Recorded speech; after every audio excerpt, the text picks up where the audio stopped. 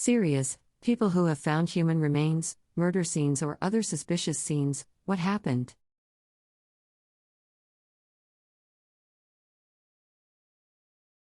I was visiting my grandfather one summer day in Hoboken, New Jersey back in the late 50s and went for a walk along the piers jutting into the Hudson River and found the body of a dead man floating in the water near Holland America Line's Pier A. I flagged down a police car. He was a Hudson County police officer. I showed him the body. He used a police phone box on a telephone pole and told me to leave. I slipped back in, hid behind a stack of pallets, and about 3 more cops came and a fire chief. Then a hook and ladder came and a fire van with a rowboat on roof racks. Before they could launch the boat, a New York City police boat arrived and they pulled the body from the river. He had swollen up, had a chain wrapped around him, and it had an automobile rim attached to it. The firemen lowered bolt cutters to the cops with a rope and the cops cut the chain. The firemen lowered a Stokes basket and the cops put the body in it. The firemen pulled it up and laid the man on the dock. Then they pulled up the chain and rim. One guy with a badge on his belt took photos of the man.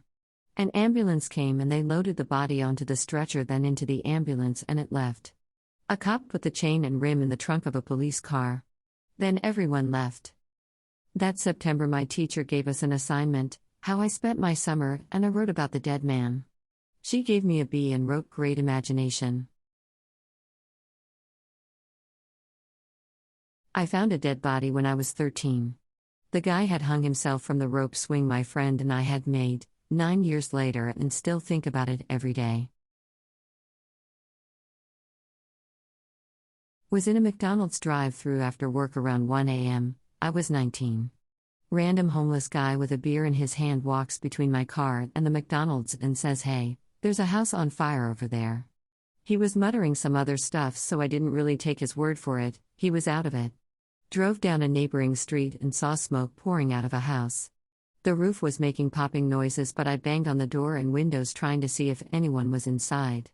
Ended up having to stay and write a witness report as they pulled the homeowner out onto the grass in front of me. They performed CPR for 5 to 10 minutes and the officer ended up telling me the man died. Really fucked with me at the time. I worked at a gas station and a guy accidentally popped his trunk instead of his fuel door and a lady escaped. He tried to muscle her back into the car, but bystanders spooked him and he fled without her. So my dad's previous house had a small forest in between it and a very sketchy neighborhood. We used to explore it as kids. One day, we found a fridge in the middle of the forest, nowhere near any trails or roads. It was kinda old but definitely hadn't been there for long. It had chains wrapped around it and a padlock. We told our dad about it and brought him back to it. He confirmed with us that the fridge was just screaming sketchiness, so he contacted the police.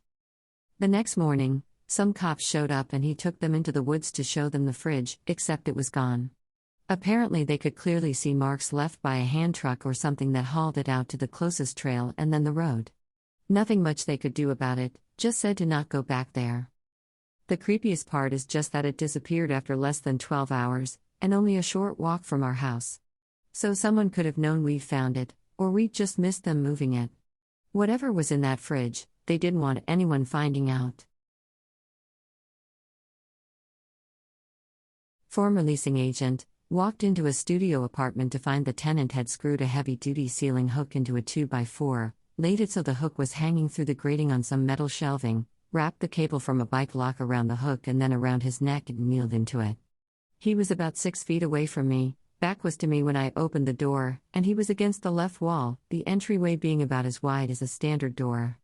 I went into some sort of shock, yelled hello a few times before telling the person there to view the apartment and walked them outside. I called my boss and told him what happened and he called the police for me. I then went back in. I yelled hello 2 to 3 times as I got close to him, even though at this point I could see his eyes open and lifeless. I could see his left hand tucked into the cable. I'd always wondered if that was a survival instinct or a last-minute regret. I finally touched his arm and it was like a shotgun blast back to reality. Left the apartment. The person there for the showing stayed and consoled me. Told me she'd found her mother in similar fashion.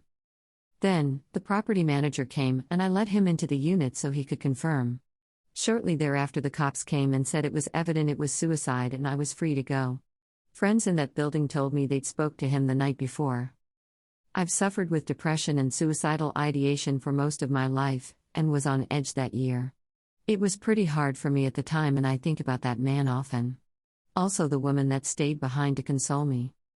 That was the first showing of the day that day, and I ended up having to finish out my 10-hour shift. Edit, I ultimately agreed to finish the day. The apartment was off the market for 2 weeks.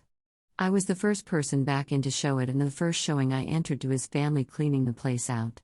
I quit real estate not too long after that. I had been to one of the villages in East India, and it had been raining like crazy for the past 1 week or so. The river next to the villages had overflowed and many houses were washed away.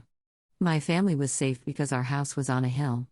During one of these days, I was looking outside the window at the flooded river below, and I saw a floating human corpse, all bloated and covered with water hyacinths. I couldn't go near the water for almost a year after that. P.S. I am getting a lot of comments saying if the person was given a water burial. No, it was not a water burial. Also, it wasn't the river Ganges. It was the Brahmaputra River, which had flooded and it washed away houses and livestock. A lot of helpless people drowned. I had the misfortune of seeing one of them. Shows how few people actually know that lots of parts of northeast India faced devastating floods everywhere, costing human lives in the hundreds. Also, water hyacinths are not beautiful flowers, they are long weedy-like plants that grow in abundance in water. And if you are not careful and swim into them, it is difficult to detangle yourself.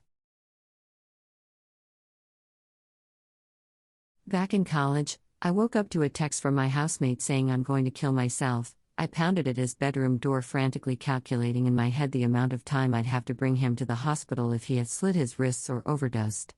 No response, so I ran downstairs to try and get the key to his room, ended up seeing his body hanging outside the living room window. He had jumped out the window from his room on the second floor with the noose tied to the curtain rod. Realized I was far too late, because his body was already stiff and showed signs of rigor mortis. Took 3 hours before his body was cut down. Before that, I'd been planning to surprise him with a vacation to his dream destination since he'd fallen on hard times. I couldn't look out of windows for months, and I've been drinking heavily ever since. Watching suicide/hanging scenes in TV shows/movies makes me literally sweat buckets. There's still a lot of lingering PTSD, and it remains the worst moment of my life. Last year, my mom and I came back to her and my stepdad's house. We were getting the rest of the birthday supplies we had hid because we were throwing my stepdad a surprise birthday party. My mom was letting the dogs out while I was making my way upstairs to get the rest of the supplies, and my stepdad wasn't supposed to be at the house. He was in the dark stairwell, and I was confused on why he was there, so I said, "Excuse me, I left something upstairs and I need to get by you." When I tried to go around him, that's when I noticed he was swinging freely, and I knew right away. I grabbed the knife out of my pocket and cut him down. It was too late, he'd already released himself, but I still did CPR, and my mom heard the loud thud and she came running in and calls 911. He took his life because he was hearing voices in his head telling him to do very unpleasant things to his family. So some may say he took the coward's way out, but I believe he made the ultimate sacrifice to save his family from himself and the demons inside. I close my eyes when I have to walk up the stairs. If I don't, I still see him hanging there. My college roommate, one assigned to me, not like a longtime friend, killed himself, and I found him hanging in the closet. He was painfully shy, and even though I lived with him for 4 months, I probably only had him say 50 words to me. He seemed very introverted and was a music major and just always had headphones on listening or writing stuff. I played on the basketball team for the college and was traveling for 2 to 3 days, and when I came back at like 3 a.m., I found him hanging from a belt in the closet. His one shoe had fallen off. I'm guessing he struggled a bit, which is horrifying. He left a suicide note and blamed it on my GF&I.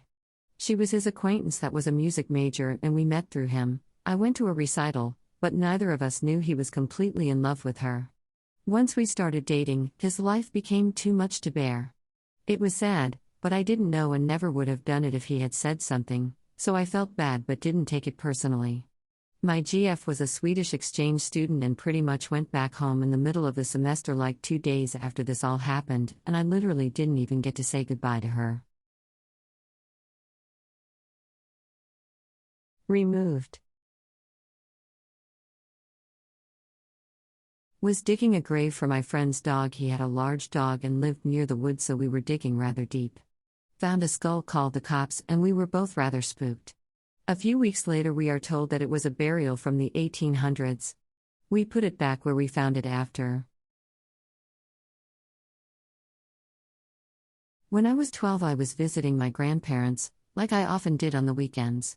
They lived close to my house, so I go pretty often. This visit, there was a loose dog in their rural neighborhood. A big droopy basset hound. I called him Puddles. I let Puddles inside the house to play with my grandparents who loved dogs. First time, my grandfather let him back outside. I was having fun and thought it was a game, so I let the dog back inside. Shortly after letting Puddles back inside, I was outside playing. I heard a sound I'll never forget. My grandfather got tripped up by the dog and fell down the stairs to the basement. He was likely gone before he hit the bottom of the flight of stairs. I made it to the commotion before my grandmother did. The last time I saw my grandfather, he was lying contorted in a pool of blood. I haven't been right since. I'm sorry, Pop, it was my fault.